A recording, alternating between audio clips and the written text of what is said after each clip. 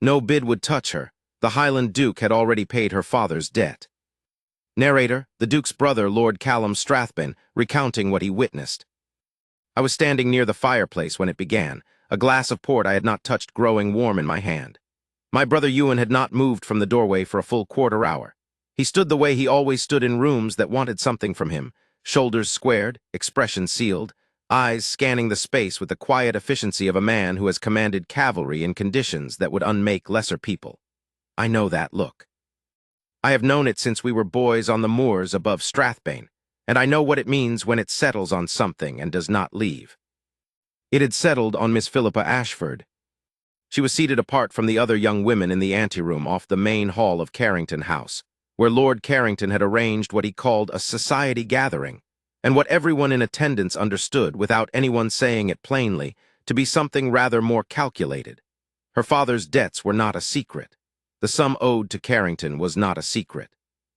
And the arrangement Carrington had devised to recover it, invite the daughter, parade the eligible men, let the pressure of the room do the work, was the worst kind of open secret, the sort that everyone pretends not to see while watching very carefully. She wore a dress that had been pressed too many times. I noticed because I notice things.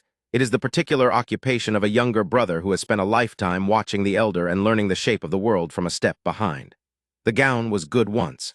It was a soft gray, cut in the style of 3 seasons past, and she wore it with the straightness of someone who has decided that dignity is the only remaining currency she can afford. She did not look around the room seeking rescue. She did not perform distress for the assembled company. She simply sat, hands folded in her lap, and waited for whatever was coming with a composure that I found, even then, quietly extraordinary. Ewan had seen it too. "Who is she?" he said without looking at me. "Ashford's daughter," I said. "Philippa the elder, 24. Mother died 3 years ago. She's been managing the household since." He said nothing. He took one slow drink from his own glass and set it on the nearest surface. "What does Carrington want for the debt?" I told him the figure. It was not a ruinous sum, not by our standards. For a family like the Ashfords, who had once had a comfortable country estate in Shropshire and now had the skeleton of one and very little else, it was a cliff edge. My brother is not a sentimental man. Let me be accurate about that. The men who served under him in the Highland campaigns did not call him the War Duke because he was warm and yielding. He is precise, direct, and capable of a coldness that has silenced rooms far more intimidating than Carrington's gilded drawing room. He does not rescue women from distressing situations out of chivalric impulse. He is not built that way. What he is built for, and what I have watched him exercise his whole life, is a particular and relentless sense of what is right, and what is being done that is not right, and the complete inability to leave the room while the latter is occurring. He set down his glass and walked across the room toward Lord Carrington. I could not hear the exchange from where I stood. I watched it, the way one watches a chess game from across the room, conscious of the shape of it without the particulars. Carrington received my brother with the smile of a man who has just been handed an unexpected advantage. They spoke for perhaps 3 minutes. Carrington's smile faltered once. Then it returned, more careful than before. Ewan came back to where I stood. "It's done," he said. "What's done?" "The debt. I've settled it with Carrington." I looked at him. "You paid it." "Yes." Before any of this proceeded further. That was the point. I turned back to watch Miss Ashford across the room, still sitting in her chair, still composed, still unaware that the particular pressure she had walked into this house to face had been quietly removed. She was watching a pair of society ladies across the hall with the focused patience of someone waiting for the tide to come in. And I thought, not for the first time that evening, not for the last, that she was remarkable. "Does she know?" I asked. "Not yet," my brother said. And then, after a pause that I recognized as the kind he takes when he is doing something he has not entirely resolved, "I need to tell her." "You could simply let Carrington tell her, let her go home." He looked at me. "Yes," he said, "I could." And he crossed the room toward her. I did not follow. There are moments in my brother's life that belong to him and not to his younger brother's account of them, and this was one. I watched from a distance. I saw him approach her chair. I saw her look up, not startled precisely, but recalibrating, the way one does when a very large thing has entered one's immediate vicinity and the room seems slightly smaller for it. Ewan is not a small man. In a Highland uniform, he is one thing. In evening clothes at a London gathering, he is another thing entirely, and that thing has a way of arresting the attention of a room. She looked up at him with the clear gray eyes I would come to know later, and she did not perform the usual social machinery. No flutter, no blush performed for the company, no reaching smile. She simply looked at him and waited. He said something. I could not hear it. She replied. He said something more, a longer statement, I could tell from the shape of his stillness, and I watched her expression move through three things in close succession. Surprise, a careful recalibration, and then something very quiet that I thought was the beginning of an emotion she had no intention of showing him. She rose from her chair. She did not curtsy, not then, not immediately. She looked at him for a moment longer, as though she was reading something in the air between them and taking her time about it. And then she said something I would only learn later, when he told me. Why? One word, plainly put. Not grateful performance, not gratitude as currency. Just the honest question of a woman who has learned not to take the shape of things at face value. He told me later what he said to her. Because it was wrong, and I was in a position to stop it. She did not fall in love with him that evening. Let me be precise about that, because the story is not about a single moment of rescue transforming a woman into devotion. Philippa Ashford is not built that way. I suspect she is not built any way that involves being transformed by a single event into anything other than herself, which is, I think, a considerable part of why my brother could not stop thinking about her. He called on the Ashford household 4 days later. He did so correctly. He wrote a note first, received a reply, arrived at the stated time. I learned afterward from her younger sister that the household had conducted a rather spirited debate about whether to receive him at all, Philippa's position being that she would not become something owed simply because a debt had been paid on her behalf. Her younger sister, a livelier creature named Dorothea, whose enthusiasm for the whole affair has never dimmed, apparently argued that one was allowed to receive a duke without becoming indebted to him. Philippa's reported counter, that depends on the duke. She received him. I have it from Ewan that she received him in the front parlor of the Ashford townhouse, which had been very carefully tidied. The sort of tidying that speaks of limited resources arranged with great precision, and that she offered him tea and sat across from him with the gray eyes and the folded hands, and asked him, with perfect courtesy and no warmth whatsoever, what he had come to discuss. He said he had come to call on her. She said, with equal courtesy, that calling implied a social purpose, and she wondered whether there was a social purpose or whether this was something else. He said he admired her. She said, looking at him steadily, "You don't know me, Your Grace." He said, "No, I'd like to." I believe it is this exchange that undid him more than anything that followed. He is, as I have said, not a man who yields easily to sentiment. He has been pursued since inheriting the title by every ambitious family in 3 counties, and he has developed the armor one develops in such circumstances, polite, deflecting, impossible to corner. Philippa Ashford did not pursue him. She looked at his offer of admiration and returned it with honest information. "You don't know me." And then she did not fill the silence with helpfulness or warmth.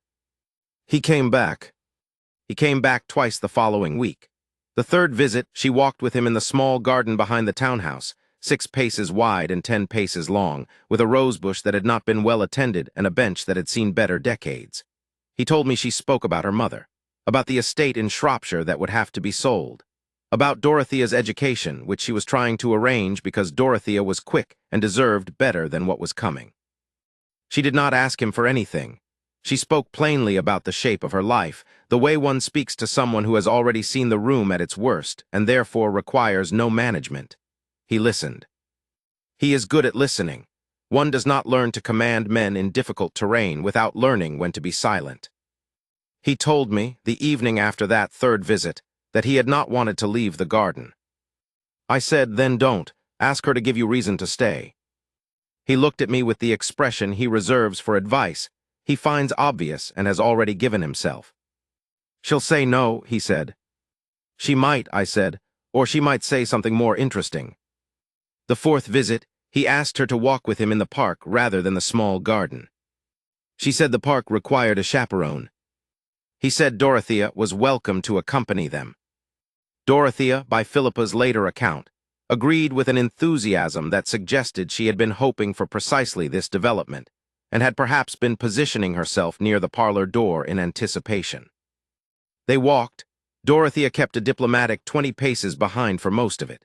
Philippa and Ewan walked side by side, and he told her, because he is, under everything, a man who knows the value of directness, that he had thought of little but their conversations for the past fortnight. She said, "I'm sure you have more pressing concerns." He said, "I don't. That's something of a surprise to me." She stopped walking. She looked at him. He told me her expression then was the one that had stopped him that first evening across Carrington's hall. Not performed, not angled for effect, just the thing itself. Gray eyes reading him carefully, looking for what was real and what was formula. She said, "You are a Highland duke with 3 estates and more purpose than a morning walk in the park. I'm a woman whose father cannot manage a ledger, and whose future is a smaller version of the room we both know I was brought into under very ugly pretenses. I need you to tell me what this is, because I am not built for—" She stopped, and looked away for a moment at the path, and finished quietly, "for something that turns out not to be what it appeared." He said nothing for a moment, then he said, "I am not built for pretense. I paid Carrington's debt because it was the right thing to do. I keep calling on you because you are the most honest person I have encountered in a very long time, and I am finding that I cannot think clearly in your absence. I am aware those are not comfortable things to say on a 4th visit to a woman I have no formal claim on." She was quiet. Then she said, "No." He waited. "No," she said again, "they are not comfortable, but they are." A pause, and I imagine the gray eyes doing the thing they do, reading and finally arriving at something. "They are true. I think they are true." He said, "They are." She began walking again. "Then walk with me," she said, "and we will see what is true." He proposed 6 weeks later. He did not do it at a ball or a dinner party or any of the obvious occasions that London offers a duke who wants an audience. He did it in the small garden of the Ashford townhouse, on the bench that had seen better decades, while Dorothea was quite pointedly occupied elsewhere inside. He had told me beforehand that he was going to propose. I asked if he was certain. He said, "I have been certain since the garden the 3rd time. I was simply waiting to be sure she wasn't humoring me." I said, "And you're sure now?" He said, "She doesn't humor anyone, I'm quite sure." She accepted, not with tears or with the particular performance of overwhelmed gratitude that society has decided is the correct shape of a woman receiving an offer. She accepted with a quiet, clear yes, and then she said, "I need you to know that I am not marrying you for the debt or for the estates or because you are what you are." He said, "I know." She said, "I need you to know that." He said, "Philippa, I know, that is why I am asking." The wedding was small. Dorothea wept, which she had apparently been planning to do since the morning of the 3rd visit. The Shropshire estate was not sold. It was quietly sorted in the way that a man with Ewan's resources and Ewan's sense of what is right quietly sorts the things that can be sorted. Philippa did not ask for this. She never asked for anything. He did it because it was within his power to do, and because her mother had loved that house, and because she had told him so on a park bench while Dorothea kept a diplomatic distance. She moved to Strathbane in the autumn. I was there when she first saw it. The estate sits above the moors on a ridge that catches the light in the morning in a way that takes even those of us who grew up with it and gives us pause. She stood at the carriage window and looked at it as the road curved up toward the gates, and she did not say anything. Ewan watched her look at it. I watched him watch her. After a moment she said, still looking, "It's very large." He said, "Yes." She said, "I shall need a proper account of the household." He said, "Mrs. Cairn will have one ready by evening." She turned from the window, she looked at him, and she smiled, not performed, not social, just the true thing, small and real, and aimed at him and said, "Good." I turned to look out my own window. Some things are not for younger brothers. I will tell you what I told my mother when she asked, 3 years later, how it had happened, how a man like Ewan had finally been moved, and by whom. I said, he walked into Carrington's house to do the right thing, and the right thing happened to be sitting in a chair against the wall in a pressed gray dress, and she looked at him with gray eyes that didn't want anything from him, and he never recovered. My mother said, "That sounds like Ewan." I said, "Yes." She said, "And her?" I thought of the garden, the bench, the park, the morning at Strathbane with the light on the moors and the small, true smile. She chose him, I said, which is the whole of it, really. No one made her. She simply decided he was true and she chose him. My mother was quiet for a moment. Then she said, "Good girl."